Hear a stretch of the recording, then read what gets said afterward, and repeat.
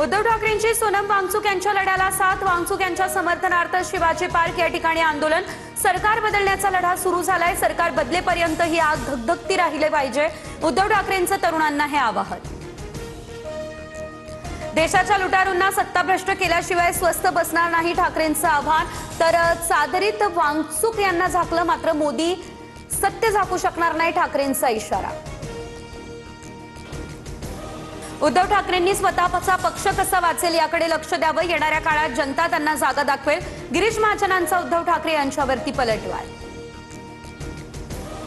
एकनाथ शिंदे हे पक्ष फोडणारे serial killer आणि रेपिस्ट, त्यांनी आम्हाला नीतिमत्ता शिकवू नये, संजय राऊतांचा घणाघात। शिंदेंच्या आत्मचिंतन करण्याच्या वक्तव्यावरून राऊतांची ही टीका।